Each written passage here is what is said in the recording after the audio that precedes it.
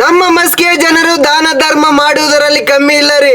ಏನೇನೋ ಅಂತ ಮುಂದೆ ತೋರಿಸ್ತೀನಿ ಬನ್ನಿ. ಹಾಯ್ ಫ್ರೆಂಡ್ಸ್, ನಮಸ್ತೆ. ನಾನು ನಿಮ್ಮ ಪ್ರೀತಿಯ ಹಿರಣಗೌಡ. ನಮ್ಮ ಉತ್ತರ ಕರ್ನಾಟಕದ ಜನರು ನಮ್ಮ ಮಸ್ಕಿ ಎರಡನೇ ಶ್ರೀಶೈಲ ಎಂದು ಪ್ರಖ್ಯಾತಗೊಂಡ ಶ್ರೀ ಮಲ್ಲಿಕಾರ್ಜುನ ದೇವರ ದರ್ಶನ ಮಾಡಿಕೊಂಡು ಹೋಗುವ ಶ್ರೀಶೈಲ ಭಕ್ತಾದಿಗಳಿಗೆ ಪ್ರಸಾದ ವ್ಯವಸ್ಥೆ ಮಾಡಿಸಿದ್ರು. ಮೊದಲಿಗೆ ದೇವರ ದರ್ಶನ ಮಾಡಿಕೊಂಡು ಇಲ್ಲಿ ಊಟ ಕೂಡ ಮಾಡಿಕೊಂಡು ಹಾಗೆ ಮುಂದೆ ಹೋಗುತ್ತಾ ಬಳಗನೂರು ಕ್ರಾಸ್ ಆದ ಮೇಲೆ ಮುಂದೆ ಹೋಗುತ್ತಾ ಕೆನಲ್ ಹತ್ರ ಕೂಡ ಊಟದ ವ್ಯವಸ್ಥೆ ಇತ್ತಪ್ಪ. ಇಲ್ಲಿ ಆದ ನಂತರ ನಮ್ಮ ಹಳ್ಳಿಯ ಜನರು ಕೂಡ ಯಾವುದರಲ್ಲಿ ಕಮ್ಮಿ ಇಲ್ಲ ನೋಡ್ರಪ್ಪ. ಕಡಬೋರು, ಕ್ಯಾತನಹಟ್ಟಿ, ಹುಲ್ಲೂರು ಇನ್ನು ಮುಂತಾದ ಊರುಗಳಲ್ಲಿ ಕೂಡ ಇದೇ ರೀತಿಯಾಗಿ ಮಾಡುತ್ತಾರೆ. ನಮ್ಮ ಹಳ್ಳಿಯ ಜನ ಹೇಗೆಂದ್ರೆ ಅವ್ರ ಹತ್ರ ಇರುವುದರಲ್ಲಿ ಬೇರೆಯವರಿಗೆ ಸಹಾಯ ಮಾಡಿ ಅವರ ಖುಷಿಯಲ್ಲಿ ತಾವು ಕೂಡ ಖುಷಿ ಪಡ್ತಾರೆ. ಇದೇ ಅಲ್ವಾ ಹಳ್ಳಿ ಜನರ ಮುಗ್ಧತೆ.